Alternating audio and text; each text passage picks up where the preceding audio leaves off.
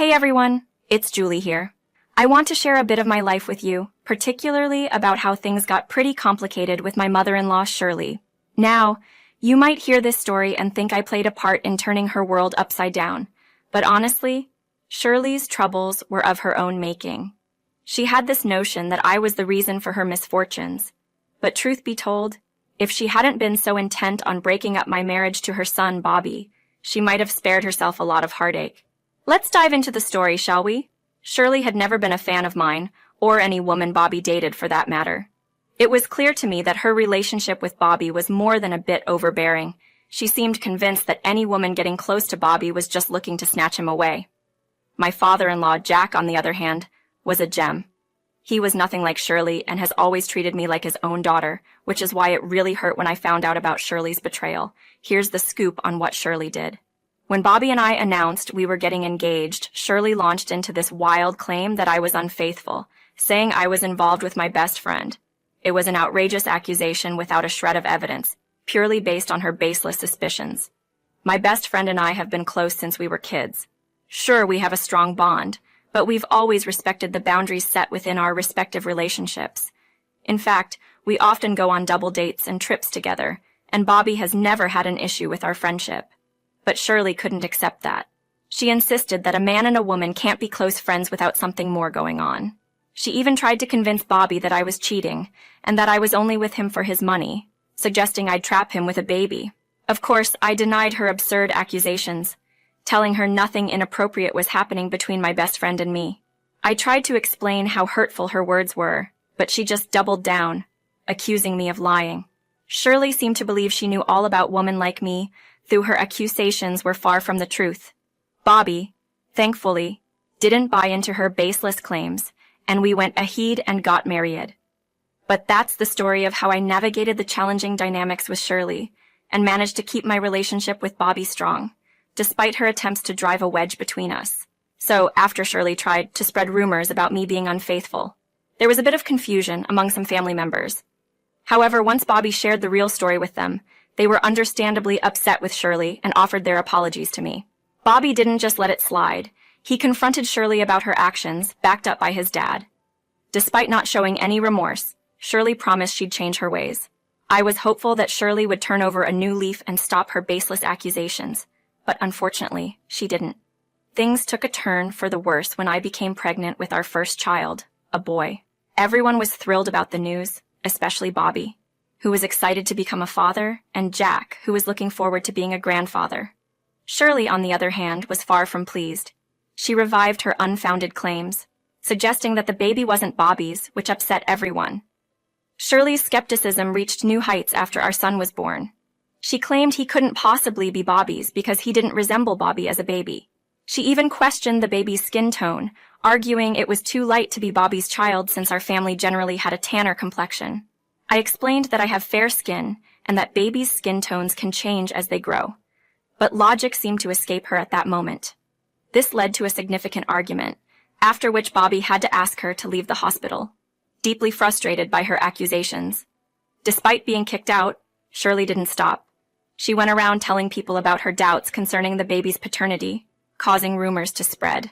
With the baby being kept away from the public eye until he was 2 months old, the gossip fueled by Shirley's claims put us under a lot of pressure. Eventually, worn down by the relentless gossip and Shirley's accusations, I agreed to a DNA test, even though Bobby was completely supportive and trusted me without question. He insisted there was no need to prove anything to anyone, especially not Shirley, but I was exhausted from the drama and wanted to put an end to all the speculation. I had nothing to hide and wanted to clear the air, hoping it would finally silence Shirley and the rumors for good. In a surprising turn of events during a family gathering at our house, Jack, Bobby's dad, shared something startling with us. He had been acting unusually, prompting us to pay closer attention, but we never anticipated what he was about to reveal. Jack confessed that he had doubts about being Bobby's biological father based on recent discussions with his doctor. This revelation left us in shock, especially Bobby, who was understandably upset and confused by the sudden doubt cast on his parentage. Jack suggested keeping this information from Shirley, planning to have both his and Bobby's DNA tested to confirm their biological relationship. He proposed revealing the truth at a family dinner Shirley was organizing, where the DNA results of my son were also to be announced. Despite the tension, I agreed to take charge of arranging the tests, as the situation was already stressful enough for Bobby and Jack. The day of the dinner, orchestrated by Shirley to expose me, arrived. She intended to publicly declare the DNA results, hoping to disgrace me. However, in her haste, Shirley grabbed the wrong envelope. Her premature celebration, claiming the test confirmed I was unfaithful and that Bobby wasn't the father of my child, based on a misinterpretation of the results, added to the drama. Shirley's misunderstanding led her to wrongly announce that the test showed no biological connection between Bobby and the baby, mistakenly believing it proved her accusations against me. Shirley's jubilation, thinking she had evidence to remove me from Bobby's life, was palpable. She didn't realize her mistake, convinced she had unveiled a scandal. Jack and Bobby, on the other hand, were visibly distressed, not by the supposed revelation about my infidelity, but by the mix-up and implications of their own pending DNA results. Shirley urged everyone to see this as proof of my alleged deceit, misinterpreting their anger as directed towards me. However, the situation took an unexpected turn when it became clear Shirley had celebrated too soon. Without fully understanding the document she had, Bobby, already at his limit, was incensed not just by the false accusations against me, but by the entire chaotic scenario prompted by Shirley's actions. The entire ordeal was a mess of misunderstandings and premature conclusions leading to an intense family drama that was about to unravel even further. Understanding Bobby was feeling utterly betrayed by the unfounded allegations against me, I stood back, allowing him to voice his frustration. In a heated moment, Bobby confronted his mother, Shirley, exclaiming, "Enough, Mom! Julie is staying right where she is. She's my wife, the woman I love and trust more than anything. She's the mother of my child." Shirley, undeterred, insisted the DNA results confirmed infidelity, urging Bobby to examine the evidence for himself. Bobby, however, steadfastly refused, accusing Shirley of misunderstanding the results and criticizing her for insisting on the tests that only fueled unnecessary drama. Shirley tried to console Bobby, suggesting he was too heartbroken to accept the truth of my betrayal. But it was then Jack intervened, his initial shock giving way to outrage. He accused Shirley of hypocrisy, revealing a bombshell of his own. Shirley had once tried to deceive Jack about Bobby's paternity, a secret she had kept hidden for years. Shirley, taken aback by Jack's accusation, defensively denied any comparison to her unfounded claims against me. She insisted she had unveiled the truth, not realizing the mix-up in the DNA test documents she had so hastily presented as evidence. The misunderstanding was clarified when it was revealed that the DNA test Shirley had been waving around wasn't between Bobby and our son, but between Bobby and Jack, showing no biological relation between the two. This disclosure left Shirley stunned, her secret exposed in the most unexpected way. She had gathered the family to discredit me, only for her own decades-old secret to come to light. Shirley frantically re-examined the report, unable to accept the revelation that Bobby was not Jack's biological son. Despite her protests and insistence that there must be a mistake, the truth was clear. Her attempt to scandalize me had inadvertently unveiled her own deception, changing the family dynamics forever. In a dramatic turn of events, what was meant to be my moment of disgrace became Shirley's undoing. The family, especially Jack and Bobby, were left reeling from the revelations, while Shirley grappled with the consequences of her actions, her secret unraveling before the very eyes of those she had sought to deceive. Amidst the confusion and heartache, the situation took an emotional turn. Shirley desperately tried to convince Jack that the DNA report was manipulated by me, falsely accusing me of scheming to fabricate the paternity test results for vengeance. However, Jack revealed that this pursuit of truth was his doing as much as anyone else's. He shared a shocking piece of his personal history. A recent visit to the doctor had uncovered that he had been infertile his whole life, a fact unbeknownst to him due to never having sought medical advice on the matter before. This revelation left no room for doubt. Jack could not be Bobby's biological father. Shirley's panic was palpable when Jack guessed that Gregory, her former lover, might be Bobby's real father. Her reaction was all the confirmation they needed. As accusations and truths unfolded, the emotional toll on Bobby was evident. He was visibly distraught, not only feeling betrayed but also fearful of losing his familial bonds. The revelation that Bobby might not be Jack's biological son sent shockwaves through everyone present, igniting feelings of betrayal and anger towards Shirley, whose past actions had now come to light in the most dramatic and public way possible. Amidst the turmoil, Jack made a heart-rending declaration. Despite the biological truth, he affirmed his unwavering love and commitment to Bobby, stating that regardless of DNA, Bobby would always be his son. Jack's steadfast proclamation provided a silver lining, emphasizing that the bonds of love and upbringing held stronger than those of biology. Jack's readiness to divorce Shirley underscored the depth of his betrayal, yet he remained resolute in his role as a father, choosing to focus on the love and memories built over 27 years, rather than the bitter revelation. This affirmation of unwavering paternal love offered Bobby a beacon of hope and stability, reassuring him that despite the upheaval, the familial bonds that mattered most to him remained intact.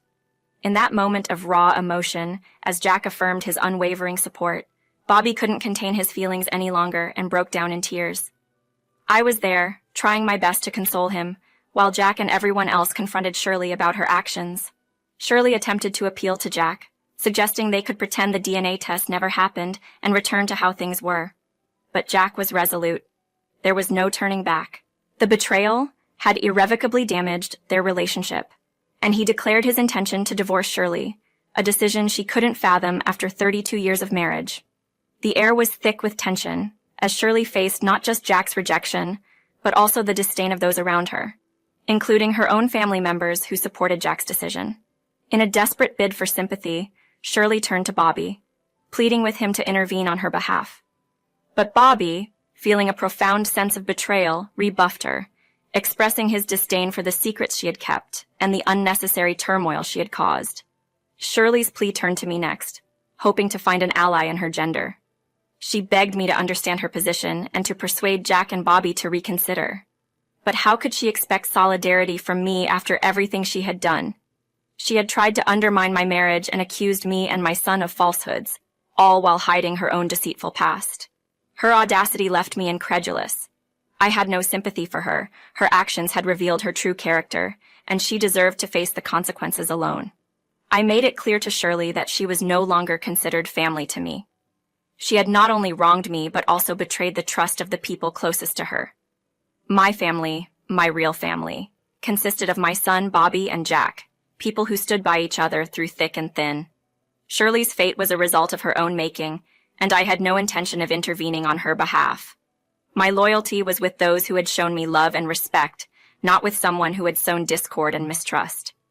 In a twist of poetic justice, Bobby pointed out the irony of Shirley's situation. She had aimed to fracture a family by questioning the bond between a father and his son, only to find her own family crumbling under the weight of her actions.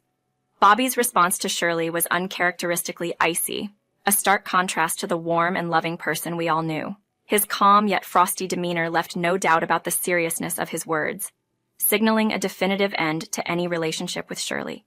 She was left visibly shaken, unable to meet anyone's gaze as the family expressed their disdain for her actions.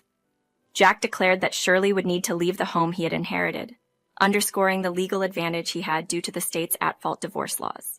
This meant he could potentially file a case against Shirley for paternity fraud, further complicating her situation by jeopardizing any claim to alimony. Jack's determination to remove Shirley from his life was evident. He sought legal counsel for divorce and initiated eviction proceedings without hesitation. Shirley's attempts to reach out to Bobby and me were met with firm rejection. Despite her pleas and attempts to justify her actions, we chose to distance ourselves, blocking her after reading only a few of her messages. Her desperation led her to our doorstep, seeking refuge and financial assistance, but our stance remained unchanged. Bobby's refusal to acknowledge Shirley as his mother was a clear indicator of the deep rift her deceit had caused. This whole ordeal, while vindicating in some respects, was also a source of profound sadness. Watching Bobby struggle with the revelations and the upheaval in his family was heart-wrenching. It was difficult to see someone so close to me grapple with feelings of betrayal and loss. While Jack found his own way to process the situation, Bobby's pain was palpable, a reminder of the deep emotional toll such family dramas can exact. During those challenging times, I found myself stretched thin, trying to offer solace to Bobby while caring for our newborn. Shirley's audacity to brush off her actions as inconsequential infuriated me further. I made it clear to her that she had forfeited any familial rights and was now nothing more than a stranger to us. Despite her pleas, invoking her role as a grandmother, I firmly rejected any claim she had to our child, especially after she had shown no love or desire for him before. Shirley's attempts to manipulate our emotions were futile. We stood firm, ready to involve the law if she persisted. Watching her leave, unable to sway us, was a grim satisfaction. It underscored the consequences of her actions. After being ousted, Shirley kept her distance, surfacing only to try and appeal to our sympathies once more, as she was forced to leave Jack's house. Unmoved, we threatened to call the police once again, reinforcing our boundaries. Shirley found temporary refuge with a friend who offered her a job at a warehouse. The divorce proceedings were tumultuous, with Shirley fighting vainly to tilt the scales in her favor. However, the state's at-fault divorce laws left little room for her to maneuver, and the divorce was finalized within 8 months. Despite her efforts to reclaim her previous life, Shirley found herself isolated, her ties to the family severed. No longer welcomed at family events, she led a solitary existence, a stark contrast to her former life. Meanwhile, Bobby and Jack sought healing through therapy, their bond resilient in the face of adversity. Our family dynamics gradually stabilized, with Jack playing an active role in his grandson's life. Regular family dinners resumed, a testament to our collective recovery and strength. In contrast, Shirley's choices led her to a lonely, unfulfilling life, distanced from the family she once held dear.